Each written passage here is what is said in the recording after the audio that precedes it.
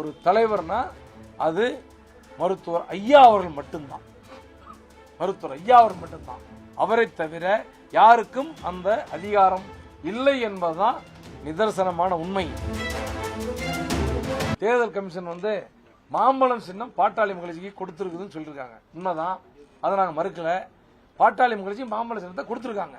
எப்படி கொடுத்திருக்காங்கன்னா, ஒரு தேர்தலிலே ஒரு கட்சி 2% ஓட்டு வாங்கினா போதும், 6% எம்எல்ஏ அல்லது 2 எம்பி அல்லது 8% வாக்குகளை பெற்றிருந்தால் அவர்கள் அங்கீகரிக்கப்பட்ட கட்சி, அல்லது பதிவு செய்யப்பட்ட கட்சி 2% வாக்குகளை பெற்றிருந்தால் ஒரு தேர்தலில், அதாவது கேப் இல்லாம தேர்தலிலே போட்டியிட்டு இருக்க வேண்டும்.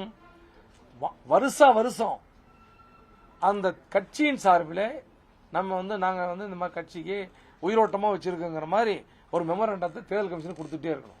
கொடுத்துக்கிட்டு இருந்தா அவங்களுக்கு தொடர்ந்து போட்டியிடுகிற சின்னம் அங்கீகாரம் இல்லாம கட்சியா இருந்தாலும் கிடைக்கும் என்பது சட்ட விதி. அந்த அடிப்படையில் எங்களுடைய கட்சி நாங்க 2 வருஷமா தொடர்ந்து 5.7% ஓட்டு வாங்கிட்டு இருக்கோம். தொடர்ந்து வாங்கிட்டு இருக்கிறோம். வருஷம் அந்த மாதிரி நாங்க கேட்டுட்டு தான் இருக்கிறோம். எங்களுக்கு கட்சிக்கு சின்ன வேணும்னு கேட்டிருக்கிறோம்.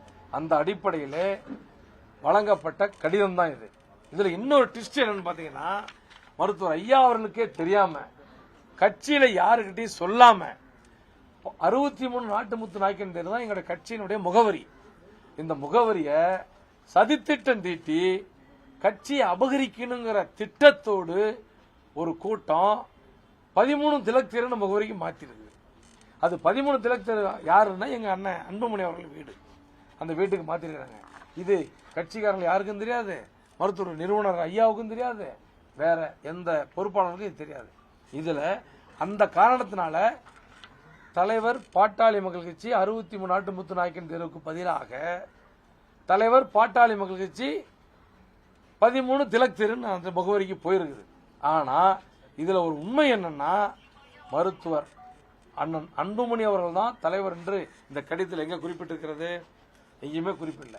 மாம்பழம் கொடுக்கப்பட்ட கடிதத்திலே அன்புமணி அவர்கள் தலைவர் என்று எங்கேயும் குறிப்பிடப்படவில்லை. பாட்டாளி மக்கள் கட்சிக்கு மாம்பழ சின்னம், அது எந்த மாற்று கருத்து இல்லை. அந்த மாம்பழ சின்னம் இருக்கிற கட்சியை தோற்றுவித்தவர் மருத்துவர் ஐயா அவர்கள். அதனுடைய தலைவராக இன்றைக்கு இருப்பவர் மருத்துவர் ஐயா அவர்கள். ஆக அந்த கடிதத்தில் ஃபார்ம் ஏ, ஃபார்ம் பி ல 10